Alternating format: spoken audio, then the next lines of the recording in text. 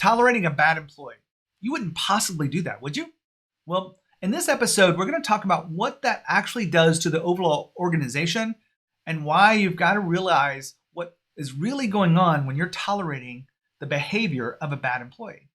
I was watching Facebook the other day and a friend of mine wrote this. I'm going to throw it up on the screen.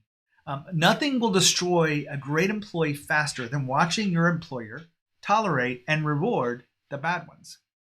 Now, you probably don't do this intentionally. And the reason I mention that is because a lot of the founders and CEOs I talk to know that there's some employees that are good at certain elements of their job, but they're actually, toxic to the organization, toxic to other people.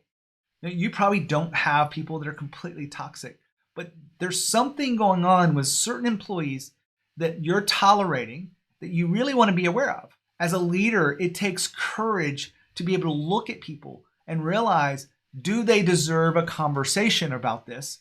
Or do I ignore it? Will it get better on its own? Many leaders choose to ignore it. They choose to tolerate it. And I really want you to think about your own behavior in your own organization, because this content is to help you be the best leader you can be. Everything I do with the interviews, everything I do with the solo episodes, the reason why you're listening to this is because you want to improve as a leader. So the question behind this is, are you tolerating the behavior of a bad employee? Are you rewarding it in some way? Well, you are going to feel the impact, maybe not today, but down the road.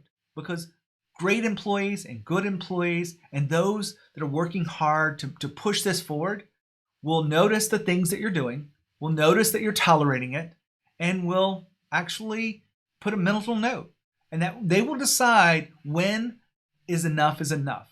But your job as a leader is to realize that you can't tolerate these things. You have to really have conversations with people to help them see what they can't see for themselves. A lot of people aren't doing it maliciously, but there's a lot of great people out there that are great at certain elements of their job that aren't really performing everything to their highest level. Let me give you an example. We have a value in our organization called get it done, do it right. Well, the reason why we have that is because we have to get things done, just like your organization, but we have to do it the right way. If we hurt people's feelings in the journey of putting something together to hit a deadline, is that really the right way?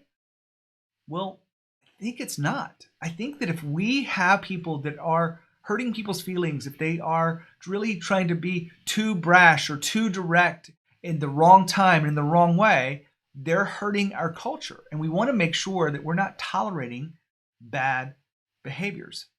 All of this is to help you be the best leader you can be. I put content out like this because I want you to really reflect on what does it take for you to have a conversation with someone that's doing something that you should no longer tolerate. Because I do believe that you get what you tolerate. You will get bad behavior and other people will notice. All of this is for you. When you think about your journey to be the best leader you can be, think about Growth Think Tank. Keep coming back for more content to help you expand your capabilities as a leader and to drive your company forward. When you think of growth, you think of leadership, think of Growth Think Tank. As always, lead with courage. We'll see you next time.